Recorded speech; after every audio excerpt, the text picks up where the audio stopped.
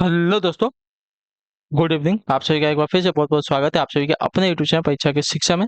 I hope कि आप सभी अच्छे होंगे। आपकी जो तैयारी हो भी जो है बढ़िया तरीके से चल रही है। तो जो बच्चे क्लास में फर्स्ट टाइम पहली बार नए हैं उन सभी को बता दें हमारे चैनल पर जबकि पीटी बेसिक पीटी एग्जाम 2023 की जबकि तैयारी है रेगुलर बेसिस पर जो है कंप्लीट करवाए। तो जिसे भी तैयारी पूरी करनी है वो जो है चैनल को सब्सक्राइब करके हमारे साथ जुड़ जाइए। और सुबह से आपको जो है मैं आपको बता दूं कि 18 तारीख है। 18 तारीख है, आज 18 तारीख नहीं है, उसके लिए सॉरी। आज जो आपकी 19 तारीख है, ठीक है। तो मिला जुला के जो आपको 9 से 10 ही दिन का टाइम बचा है। तो जो है तैयारी आप अच्छे से कीजिए, ठीक है। तो क्लास का समय जिसको नहीं पता है देख लीजिए। जीके जीएस की जो क्लास है सुबह 10 बजे डेली हमारे चैनल पर। जी की जो क्लास है दोपहर को 3 बजे मैथ्स के क्लास के साथ। और जो हिंदी की क्लास है आपको जनरल नॉलेज के साथ आपको शाम को 7 बजे हमारे चैनल पर इसी टाइम पर देखने को मिलती है, ठीक है। इसी टाइम पर आपको क्लासेस से जुड़ना है। बाकी पीडीएफ के लिए हमारे टेलीग्राम का चैनल परीक्षा के शिक्षा नाम का डिस्क्रिप्शन ऑप्शन को इसका लिंक मिला, फटाफट जाइए हमारे टेलीग्राम चैनल से जुड़िए और अपना पीडीएफ जो है उसको डाउनलोड कर अपनी तैयारी को जो है पूरा कीजिए, ठीक है। तो उसी के नीचे देखिए हमारे इंस्टाग्राम का पेज का लिंक मिलेगा आपको। परीक्षा की शिक्षा का हमारे इंस्टाग्राम का पेज है, तो आपको इंस्टाग्राम पर भी फॉलो कर लीजिए। आपका कोई भी डाउट हो तो हमें आपके वहाँ पे मैसेज कीजिए, आपको उसका आंसर दिया जाएगा, ठीक है। तो चलिए क्लास स्टार्ट करेंगे। स्टार्ट करने से पहले जिसने क्लास को लाइक नहीं किया क्लास को एक लाइक कर दीजिए, क्लास को अपने दोस्तों के साथ जो है शेयर कर दीजिए, ठीक है। क्वेश्चन नंबर 1 क्या देगा ध्यान से देखिए, उत्तर देगा अटेंशन चेक करा 31 से जो आपकी देखिए क्लास स्टार्ट हो रही है, ठीक है। नालंदा परियोजना किस मंत्रालय की परियोजना बताइए। नालंदा परियोजना जो है किस मंत्रालय की परियोजना है। संस्कृति की, मानव संसाधन विकास की, अल्पसंख्यक मामले की या विदेश की। तो नालंदा परियोजना जो है आपकी हो जाएगी साथियों अल्पसंख्यक मामले की। जो आपका दिया गया यहाँ पे सी वाला विकल्प आपका यहाँ पे सही उत्तर हो जाएगा, ठीक। क्लियर सभी को इसके बारे में। नालंदा परियोजना जो है अल्पसंख्यक मामले मंत्रालय की परियोजना है। इस परियोजना के अंतर्गत प्राचीन नालंदा विश्वविद्यालय के अनुरूप उच्च शिक्षा हेतु विश्वविद्यालय की स्थापना की गई। अल्पसंख्यक मामले में मामले के मंत्रालय के ने जो है अल्पसंख्यकों के उच्च शिक्षण संस्थानों के लिए मार्च 2014 की इसकी शुरुआत की थी, ठीक है। क्लियर सभी को इसके बारे में। अगले क्वेश्चन बढ़ेंगे आपका 32 नंबर उत्तर देंगे राइट आंसर पर। राष्ट्रीय ग्रामीण पेयजल कार्यक्रम का हिस्सा है क्या बताइए। राष्ट्रीय ग्रामीण पेयजल कार्यक्रम का हिस्सा क्या है साथियों। तो इसका राइट आंसर हो जाएगा भारत निर्माण का। जो आपका दिया गया यहाँ पे बी वाला विकल्प आपका सही था, ठीक है। 2005 में प्रारंभ की भारत निर्माण कार्यक्रम केंद्र सरकार द्वारा जिनका मूल उद्देश्य ग्रामीण अवसंरचना का विकास करना है। इसकी कार्य योजना में ग्रामीण क्षेत्र में विद्युत, सड़क, पेयजल, दूरसंचार, सिंचाई एवं निर्धन आवास का निर्माण शामिल था, ठीक है। तो ग्रामीण राष्ट्रीय पेयजल कार्यक्रम जो है हिस्सा है किसका। तो भारत निर्माण का। जो आपका दिया गया बिल अभी का 32 पे आपका सही था। अगले क्वेश्चन बढ़ेंगे 33 नंबर। चलिए मिलान करना है तो सूची 1 सूची 2 दिया गया। सर्व शिक्षा अभियान कब शुरू हुआ। तो सर्व शिक्षा अभियान जो आपका 2001 में शुरू किया गया था, क्लियर है। साक्षरता भारत, तो साक्षरता भारत जो आपका 2009 में शुरू किया गया था, ठीक है। ऑपरेशन ब्लैक बोर्ड, तो ऑपरेशन ब्लैक बोर्ड जो 1987 में शुरू किया गया था, क्लियर है। राष्ट्रीय साक्षरता मिशन जो है 1988 में शुरू किया गया था, ठीक। तो 3 4 1 2 आपका मिलान है, ठीक है। इसका फटाफट स्क्रीनशॉट लेंगे, हम आगे बढ़ेंगे, ठीक है। 3 4 1 2 आपका मिलान हो जाएगा। सर्व शिक्षा अभियान जो है 2001 में, साक्षरता भारत जो है 2009 में, ऑपरेशन ब्लैक बोर्ड 1987 में और राष्ट्रीय साक्षरता मिशन जो है 1988 में शुरू किया गया, ठीक है। क्लियर सभी को। अगले क्वेश्चन बढ़ेंगे। आपका जो कूट दिया गया है कूट देखेंगे तो कौन सा सही होगा। 3 4 1 2 वाला मिलान ना, तो जो आपका डी वाला विकल्प देगा आपका सही। तो अगले क्वेश्चन बढ़ेंगे। हाली पद्धति संबंधित थी किससे बताइए। हाली पद्धति जो है किससे संबंधित थी। बंधुआ मजदूर से, किसानों के शोषण से, छुआछूत से या अशिक्षा से। तो हाली पद्धति जो आपका बंधुआ मजदूरों से संबंधित थी। जो आपका दिया गया यहाँ पे ये वाला विकल्प आपका सही था, ठीक है। हमारे देश में बंधुआ मजदूरी पद्धति व्यवस्था को विभिन्न नामों यथा बेगार, सुगरी, हाली नामों से जो है जाना जाता है, ठीक है। क्लियर है। अगले क्वेश्चन बढ़ेंगे, ध्यान से देखिए आपका 35 नंबर उत्तर देंगे। चिपको आंदोलन मूल रूप से किसके विरोध में था बताइए। चिपको आंदोलन जो है मूल रूप से किसके विरोध में था। जल प्रदूषण के, ध्वनि प्रदूषण के, वन कटाई के या सांस्कृतिक प्रदूषण के। तो चिपको आंदोलन जो आपका वन कटाई के विरोध में था। जो आपका दिया गया यहाँ पे ये वाला मतलब डी वाला विकल्प आपका यहाँ पे राइट आंसर हो जाएगा, ठीक है। क्लियर सभी को इसके बारे में। अगले क्वेश्चन बढ़ा जाएगा, ध्यान से देखा जाएगा क्या पूछेगा, आपका उत्तर देने की कोशिश कीजिएगा आप सभी लोग। क्या दिया गया है 36 नंबर, ठीक है। निम्नलिखित आदिम जनजातियां तथा उनके निवास स्थानों की युग्मों में से कौन सा एक सही सुमेलित नहीं है, ठीक है।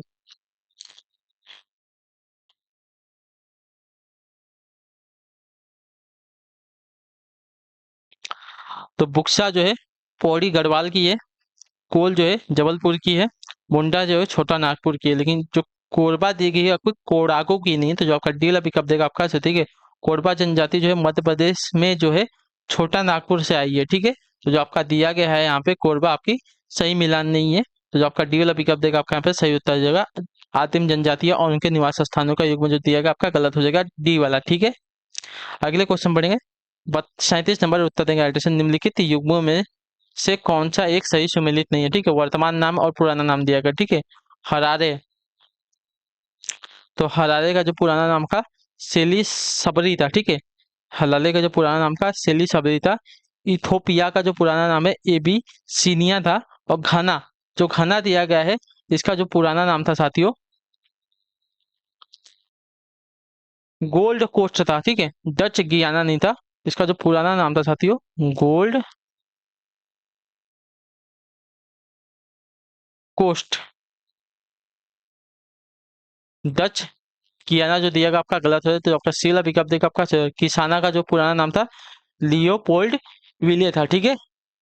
क्लियर है सभी को? इसका भी स्क्रीनशॉट ले लीजिए, आपका यहाँ पे काम आएगा। क्लियर है? अगले क्वेश्चन बढ़ेंगे, आपका देखेंगे। सूची 1 को सूची 2 से सुमेलित कीजिए और सूचियों को नीचे दिए गए कोड का प्रयोग करते हुए सही उत्तर का चयन करना। सूची 1 सूची 2 नदियां और उनके बांध दिए गए हैं। कावेरी नदी पर कौन से बांध है? तो कावेरी नदी पे अगर बांध की बात करेंगे, बताइए कौन सा बांध है? तो कावेरी नदी पर जो आपका मेट्टूर बांध हो जाएगा, ठीक है। कावेरी नदी पर जो है आपका मेट्टूर बांध हो जाएगा। क्लियर है? कृष्णा नदी पर जो आपका अलमट्टी बांध हो जाएगा। नर्मदा नदी की बात करें तो नर्मदा नर्मदा नदी पे सरदार सरोवर बांध हो जाएगा। इसका आप सब लोग स्क्रीनशॉट ले, बहुत इंपॉर्टेंट है। चंबल नदी पर आपका गांधी सागर बांध वो बांध हो जाएगा। क्लियर है? तो 2 1 4 3 मिलान बी वाला विकल्प आपका यहाँ पे सही उत्तर हो जाएगा, ठीक। क्लियर है? कावेरी नदी पर मेट्टूर बांध बनाया गया है जो तमिलनाडु में स्थित है। कृष्णा नदी पर जो है आंध्र प्रदेश में जो अलमारी बांध बनाया गया है, ठीक है। अलमट्टी दिया है लेकिन अलमट्टी नहीं है, अलमारी बांध है। और जो आपका नर्मदा नदी पर जो है सरदार सरोवर बांध बनाया गया है, कहाँ पर? तो मध्य प्रदेश में। और जो आपका चंबल नदी में जो है गांधी सागर बांध बनाया गया है, कहाँ है? तो मध्य प्रदेश में। ठीक है, क्लियर है? अगले क्वेश्चन बढ़ेंगे, ध्यान से देखेंगे। 39 नंबर उत्तर देंगे सही उत्तर का, आपका कल वाला क्वेश्चन है। सूची बनकर सूची 2 से खनिज जो है, तो खनिज जो है आपका समाप्त होने योग्य सौर ऊर्जा जो है असमाप्त होने बायोगैस जो है मीथेन तथा कार्बन डाइऑक्साइड का मिश्रण हो जाएगा। और वन अपरोपण क्या है? तो वर्षा है, जो आपका दिया गया ए वाला इसका मिलान हो जाएगा, ठीक है। 3 4 2 और 1 मिलान है आपका, ठीक है। अगला क्वेश्चन 40 नंबर। भारतीय उपमहाद्वीप में बोली जाने वाली भाषाओं में बोलने वालों की सर्वाधिक संख्या के आधार पर हिंदी के बाद किसका नंबर आता है? बताइए, भारतीय उपमहाद्वीप में बोली जाने वाली भाषाओं में बोले जाने वाली की सर्वाधिक संख्या के आधार पर हिंदी के बाद किसका नंबर आता है? तो आपका राइट आंसर हो जाएगा साथियों बांग्ला की, जो आपका दिया गया यहाँ पे बी विकल्प आपका सही है कि बंगाली भाषा जो भारतीय उपमहाद्वीप में बोली जाने वाली दूसरी मुख्य भाषा है, ठीक है।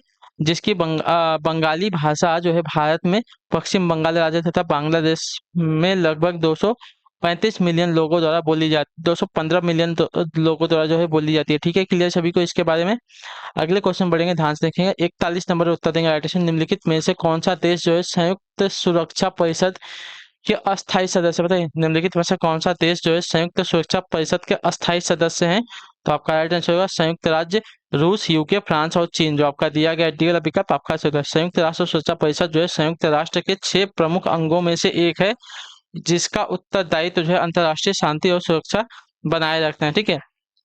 सुरक्षा परिषद में 5 अस्थायी तथा 5 क्या है 5 अस्थायी और 10 जो है आपके अस्थायी है। प्रत्येक 2 वर्ष के लिए जो है सदस्य चुने जाते हैं, ठीक है। 5 अस्थायी सदस्य कौन से हैं? तो चीन, फ्रांस, रूस, ग्रेट ब्रिटेन और संयुक्त राज्य अमेरिका है, ठीक है। क्लियर सभी को इसके बारे में?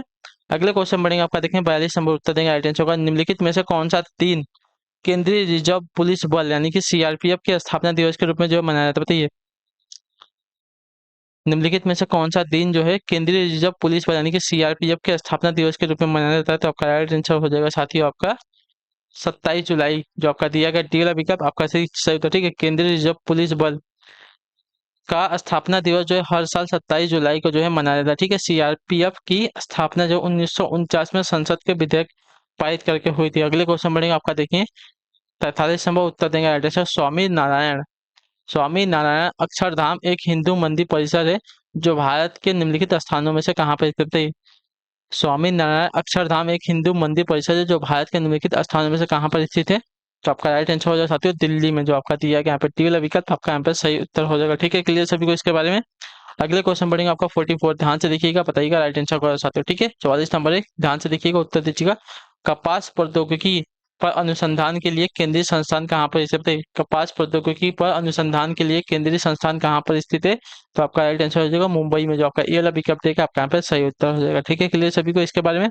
अगले क्वेश्चन बढ़ेंगे 45 नंबर उत्तर देंगे। ग्रैमी अवार्ड निम्नलिखित में से किस क्षेत्र में योगदान के लिए प्रदान किया जाता है? बहुत ही इंपॉर्टेंट क्वेश्चन है, सभी को पता भी होगा। तो आपका राइट आंसर होगा संगीत के क्षेत्र में, जो आपका सी वाला विकल्प देगा आपका सही। ठीक है, ग्रैमी अवार्ड मुख्य रूप से अंग्रेजी भाषा में संगीत क्षेत्र में उत्कृष्ट उपलब्धियों के लिए जो है दिया जाता है। ग्रैमी अवार्ड संगीत के क्षेत्र में दिया जाने वाला सबसे बड़ा सम्मान होता है। अगले क्वेश्चन बढ़ेंगे 46 नंबर, सीमांत गांधी कहा जाता है किसे?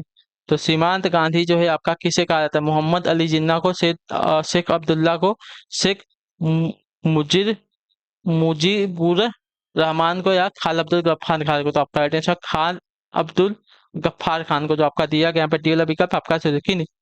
इसलिए खान अब्दुल गफ्फार खां को जो है सीमांत गांधी भी कहा जाता है। वे महात्मा गांधी के अनुयायी थे और उन्हें जो है शेरे अफगान का भी दर्जा दिया गया है। ठीक है, अगले क्वेश्चन बढ़ेंगे आपका 47 नंबर उत्तर देंगे राइट आंसर का। निम्नलिखित में से कौन सी कल्पना चावला की जीवनी और जॉन पियरी हैरिसन द्वारा लिखी गई है? तो आपका राइट आंसर क्या हो जाएगा साथियों? तो इसका सही उत्तर हो जाएगा एज ऑफ टाइम, जो आपका दिया गया ये वाला विकल्प आपका सही होता है। ठीक है, एज ऑफ टाइम जो है कल्पना चावला की जीवनी है जिसे जॉन पियरी हैरिसन ने लिखा है। ठीक है, क्लियर सभी को इसके बारे में।